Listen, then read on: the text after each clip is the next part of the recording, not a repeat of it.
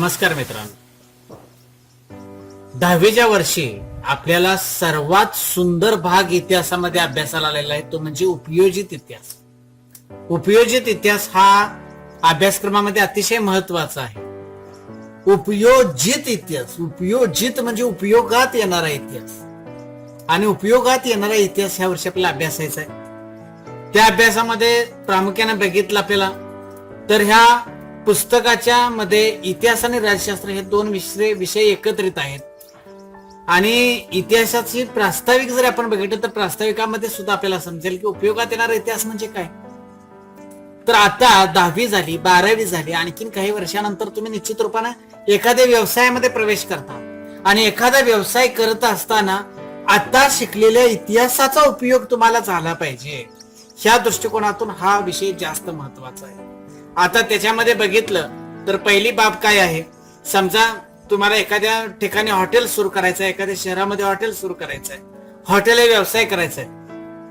तर त्या शहरामध्ये हॉटेल हा व्यवसाय सुरू करत असताना त्या शहराचा इतिहास तुम्हाला माहिती पाहिजे.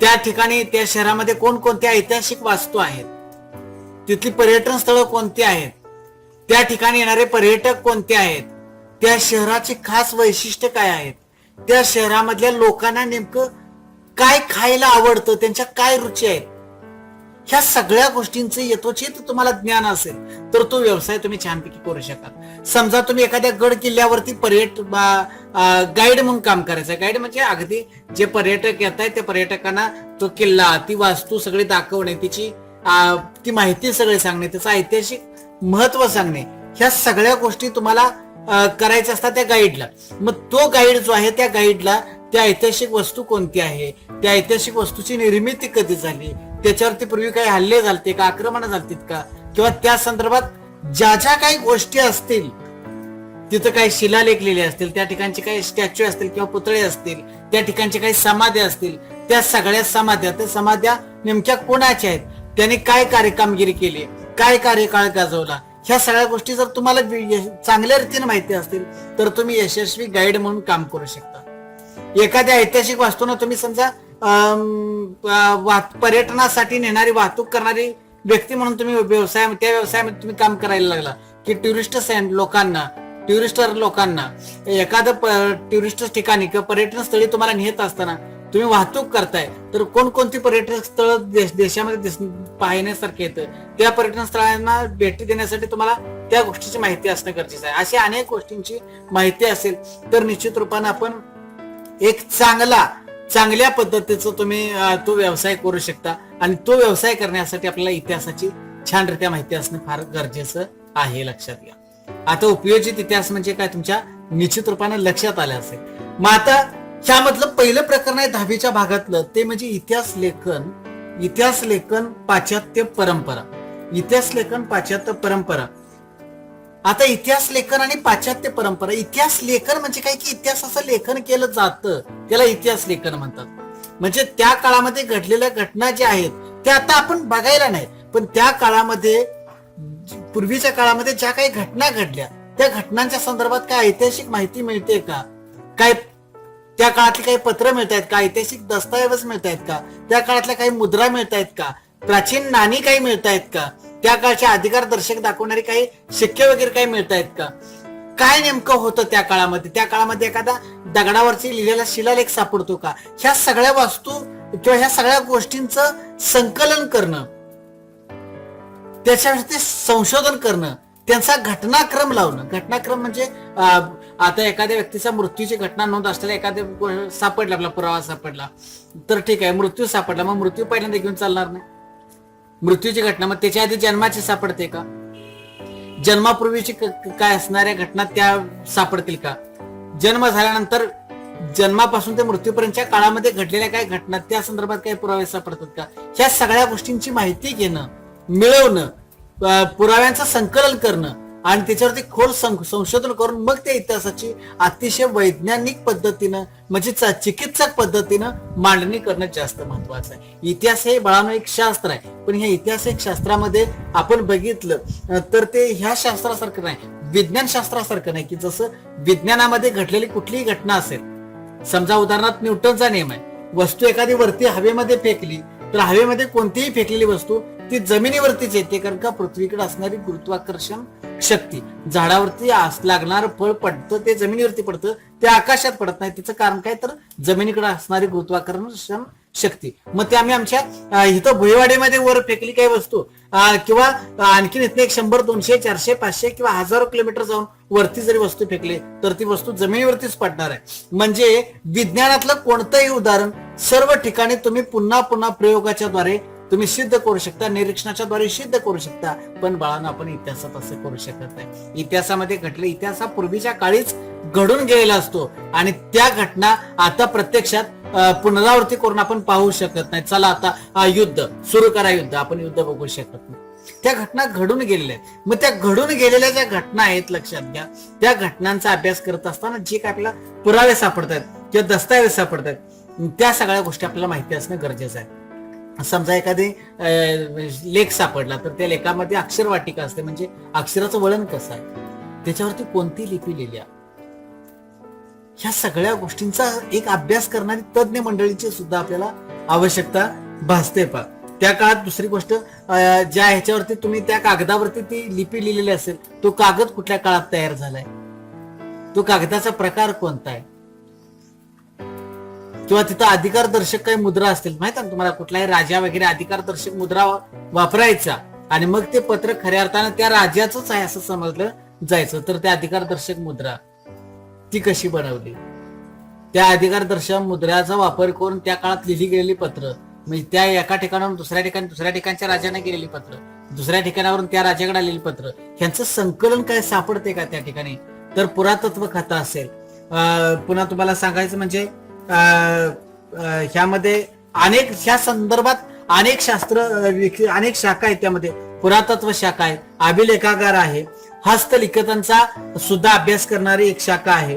परत दुसरी गोष्ट म्हणजे अक्षर वाटिका आहे. जसं मी तुम्हाला म्हटलं की अक्षरांचं वळण काय आहे त्याचा अभ्यास करून निश्चित रूपाने तो इतिहास जाणून घेणारी शास्त्र असेल, भाषा रचना शास्त्र असेल, नानक शास्त्र असेल, वंशावळीचा अभ्यास. वंशावळी तुम्हाला माहिती आहे, आता आपल्या इथं हेडवी समाजातली जी लोक येतात आपल्याकडे ती आपली वंशावळ सांगतात की तुम्ही कोण, तुमचे वडील, तुमचे आजोबा, पंजोबांचे पुन्हा वडील, आपले खापर पंजोबा हे नेमके कुठं, नेमके इथं कुठल्या गावातून आपण आलो, तिथं किती वर्ष राहिलो, तिथनं इकडे का आलो, तिथं काय घटना घडत्या, ह्या सगळ्या गोष्टींची वंशावळ त्यांच्याकडे सापडते.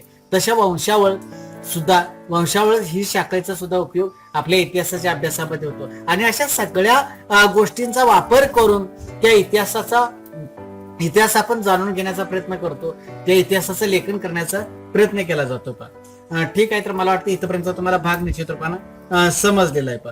आता कोणताही इतिहासकार इतिहास लेखन करत असताना, इतिहास मांडत असताना त्याच्या डोक्यात एखाद्या व्यक्तीच्या जीवनात, पूर्वी काळी घडून गेलेल्या एखाद्या व्यक्तीच्या जीवनात खूप सारे प्रसंग घडलेले असतात, पण ते सगळेच प्रसंग लोकांना सांगावे असं काही नाही.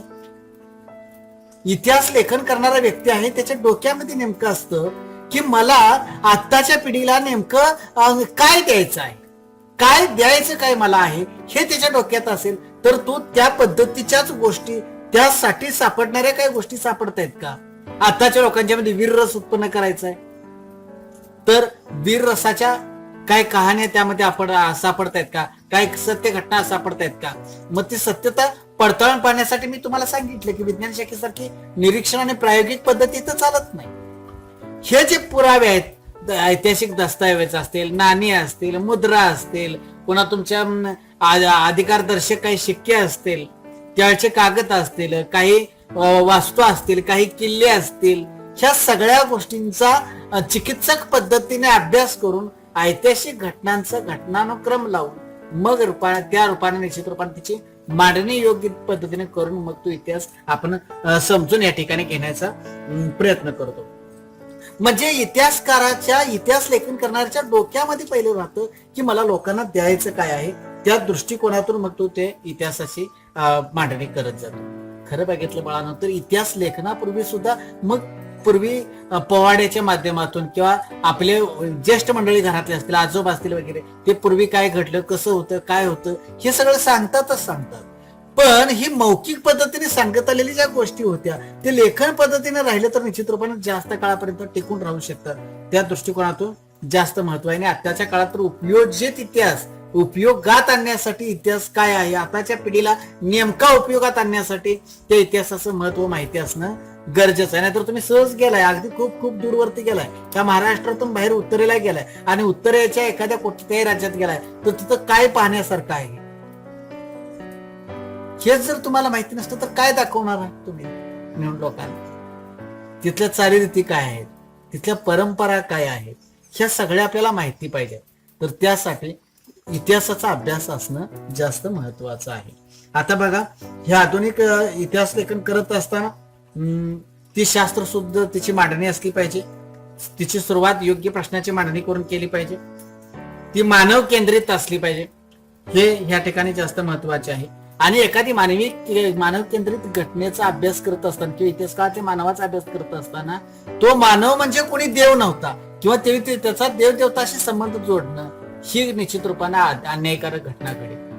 कारण कोणत्याही व्यक्तीनं, सामान्य व्यक्तीनं असामान्य अशा पद्धतीचं कार्य केलं, असामान्य अशा पद्धतीची कृती केली, लक्षात घ्या, तर असामान्य कृती करणारा तो पराक्रमी वीर पुरुष ठरू शकेल. ह्याचा अर्थ तो देव देवताशी जर आपण हे केलं तर त्या देव देवता आहे, तो देव आहे, ती व्यक्ती फार मोठी देवता आहे असं म्हटलं तर निश्चित रूपाने आत्ताच्या काळात कुणीही चांगल्या पद्धतीचं कार्य करायलाच पाहणार नाही. कारण का ते देव देवतांचं काम आहे. सर्व लोक आतापर्यंतचे जे काही पुरुष जन्माला आले ते जन्म आणि मृत्यू ह्या दोन्ही गोष्टी आपल्या सर्वसामान्य माणसासारखेच ते होते, लक्षात घ्या. पण त्याच्या कार्यानं ते वीरत्व प्राप्त त्यांना झालेलं आहे. आता बघा, अशा पद्धतीनं ह्या सगळ्या गोष्टींचा अभ्यास आम्ही करत असताना दुसरी एक बाब ह्या ठिकाणी महत्वाची आहे की आता पाश्चात्य विचारवंत म्हटले ना, बघा ना, इतिहास लेखन आणि पाश्चात्य परंपरा. पाश्चात्य म्हणजे कुठली? पश्चिमेकडील राष्ट्र. पश्चिमेकडील राष्ट्र म्हणजे कुठली? की आपण पूर्वात्यमध्ये पूर्वेकडील राष्ट्र आपण आहे, पण आपल्या पश्चिमेला पश्चिमेला म्हणजे आता सूर्य जिकडे मावळतो ना त्या दिशेला पश्चिमेला म्हणजे इकडे इंग्लंड असेल, युरोप खंडातले काही देश असतील, अमेरिका असेल, ही सगळी पश्चिमेला आहेत म्हणून त्यांना पाश्चात्य राष्ट्र म्हणतो आपण. त्या पाश्चात्य राष्ट्रामधली जे इतिहास संशोधक होते त्या इतिहास संशोधकांच्या ह्या इतिहास लेखनामधलं काय महत्व आहे, काय योगदान आहे, हे सगळं जाणून घेतलं पाहिजे. मग आता ह्यामधलं पहिला व्यक्ती दिलाय रेने देकार्त. रेने देकार्त हा पहिला विचारवंत दिला. रेने देकार्त कोण होता? त्याने कोणत्या पद्धतीचं कार्य केलं, इतिहासामध्ये काय लेखन केलं, त्याने इतिहास लेखन करायला कशी सुरुवात केली, ह्या सगळ्या गोष्टींचा अभ्यास आपल्याला ह्या वर्षी करणं गरजेचं आहे. त्याच्यावरती प्रश्न सुद्धा विचारला जातो आपल्या परीक्षेला. त्यानंतर व्हॉल्टेअर हा त्याला तर आधुनिक इतिहास लेखनाचा जनक असं म्हटलं जातं. व्हॉल्टेअरनं काय लिहिलं, व्हॉल्टेअरने इतिहासामध्ये काय योगदान दिलं, तो नेमका कोणत्या देशाचा विचारवंत होता, तो नेमका त्याचा जन्म किती साली होता, ह्या सगळ्या घटना आपल्याला माहिती करून घेणं गरजेचं आहे. त्यानंतर जॉर्ज विल्यम फ्रेडरिक हेगेल यांचाही अभ्यास आपल्याला असाच करावा लागेल. परत रांके यांचाही अभ्यास करावा लागेल आणि कार्ल मार्क्स यांचाही अभ्यास करायला लागेल.